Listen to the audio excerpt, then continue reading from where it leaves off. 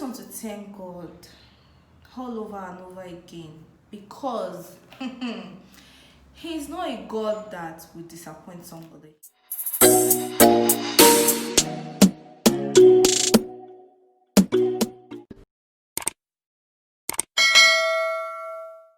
Hey guys, welcome back to my YouTube channel.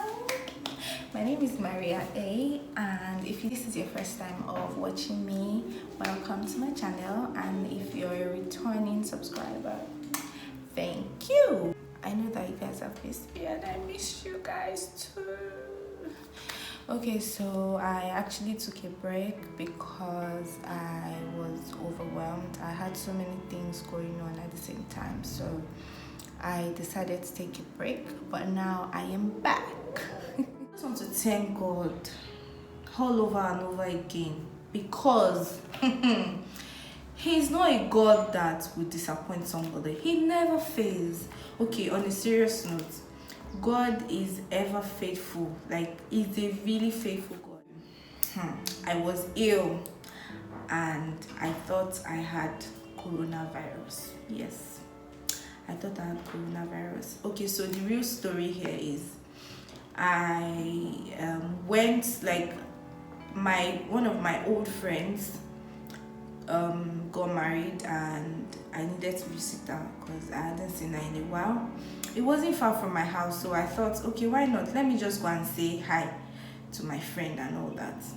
I know that I'm not supposed to go around visiting people during these times, but I just thought, oh, it wasn't far from my house and I'll just go. So I went with one of my neighbors and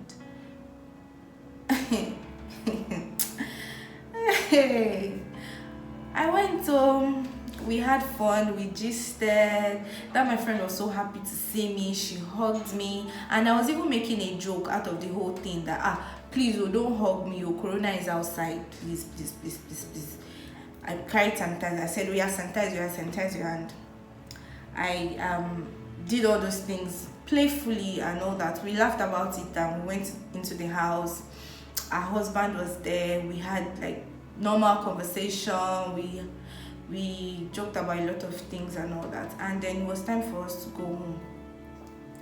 So I went home that day only for my friend to now call me like 2 weeks after, saying that she tested positive to coronavirus. Jesus! Just kill me. This thing is funny now. It was not funny to she just called me up and said she tested positive, and I'm like, it's a lie, send me your results. Because obviously I thought she was playing pranks and all, because she complained to me that she wasn't feeling well, and I thought, oh, maybe it's malaria. Be sure you are pregnant, go and check. She did like medical checkups. She went for malaria test. There was nothing there. She even did typhoid test. It was negative. And then her husband asked them to just go for a COVID-19 test, and that was it. She was positive. And she sent me the results, and I'm like, God, I'm dead. I am what? I am dead. And I started to think, like, my life just flashed in front of my eyes like this. And I started to think that I have been going to work. Like, I've spoken, I've been in contact with so many people that I can't even remember, because this was 2 weeks after. I have entered keke, I have entered bike. So I just started thinking, like, God, what is happening? So, and when she sent me the test, before she sent me the test results, I was already feeling sick. I was feeling like I had malaria and all that. So I'm like, God, could it be corona? Could it be corona? So that day I went to work all vibely and stuff, but I began to shake at work because I couldn't concentrate. All I could think of was, if I have corona now, I'm dead, because my mother is elderly and I can't afford, the whole thing was just messing with my head. Okay, so after I called my boss at work and explained that, you know what, can I just go home? I'm not feeling well and stuff. So I went home. She sent me the link to register for a COVID-19 test. I followed the link, I registered. They invited me for the test the next day. So I went to Yaba, the testing center at Yaba, the next day. It was a struggle. See, in this Nigeria, we are not ready. We are not what? We are not ready.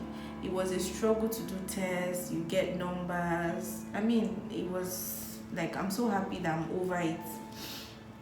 So we did the test. It was like a drive-through test if you had a car, and it was like a swab test where they put this thing that looks like a cutting board in your nose and in your throat, and they will take your blood sample and all that. And it was a seamless test. It didn't take time at all. It didn't take up to 2 minutes, is even long. It was just like a swab test. If you know how swabs are being taken, that's how it was.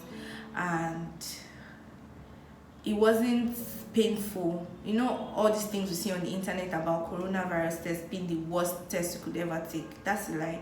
It wasn't painful. It was harmless, to be honest. It was very harmless.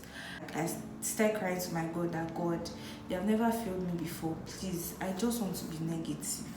I know that it's not a death sentence and people are recovering. If it was corona, that means my mother already has it.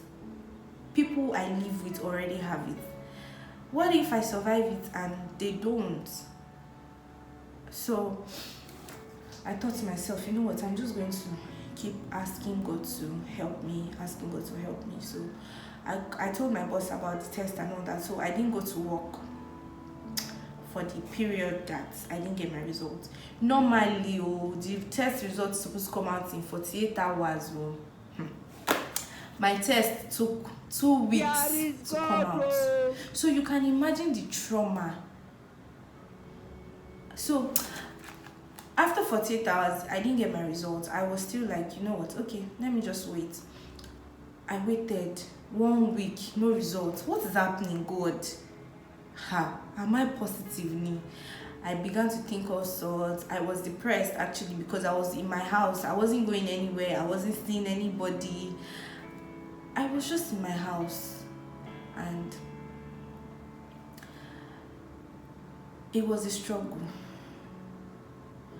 So I kept myself in the house and all that. 1 week passed, no results. Second week came. First day, no result. Second day, no result. Third day, no result. Hey God, what will I do?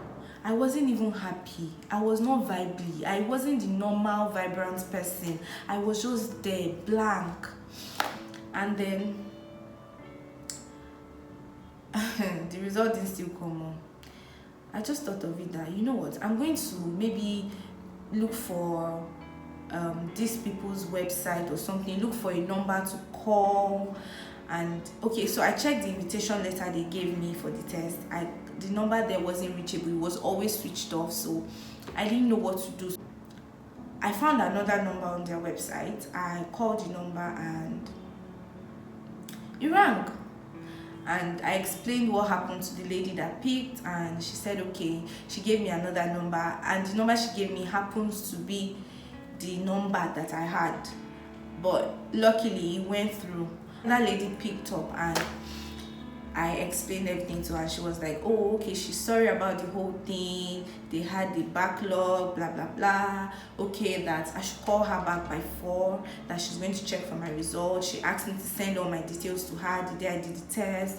I did everything. I sent the number. She said she was going to get back to me at 4. Meanwhile, my neighbor that I went with as well, I already told her about the whole thing and stuff. So she was trying the number as well and it wasn't going. So I just told her that, you know what, just call this number and let's see what the lady said. So she called the number and she told them that she wasn't going to leave the call until they sent a result to her. And they were like, madam, we'll send the result to you. She no agree. My girl no agree. They sent her results on the call there. She was still there. She received her email result and Then she called me. I was like, I should call that number. I should tell them this. So she gave me the scope. So I called as well. The number wasn't reachable and all that. And me, I was already feeling weak and all that. So I asked somebody to make the call for me. So I sent everything to this person, and this person stayed on the phone saying that he's my brother, blackmailing them and saying all sorts about how a lot of people would have been affected through me if I was actually positive. Why would the test result take up to 2 weeks? That's not nice. And so they sent me my results. When I saw the mail, people will not understand. I was already shaking, and when I opened it, it was negative. I first screamed. I was like, thank you, Jesus.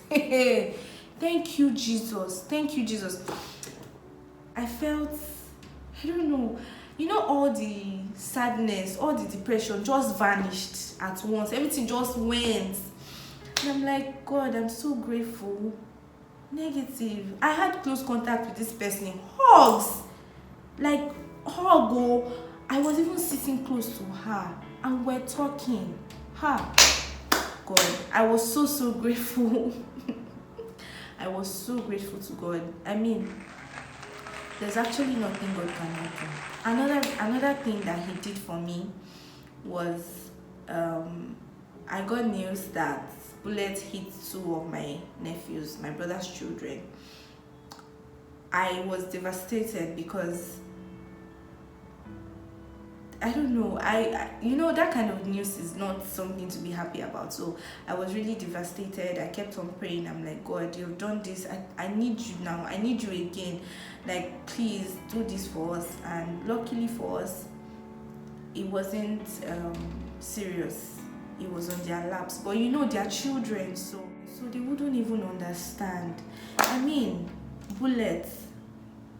Okay, so we prayed to God. I kept on reaching out to their mom and their dad, asking if they were okay, because we couldn't see them now. Corona, they didn't let us in, so we were always going to the hospital and all that. So we had to do scans and stuff, and result came out that they are very lucky, because it was just a line that is dividing the bullets and their bones.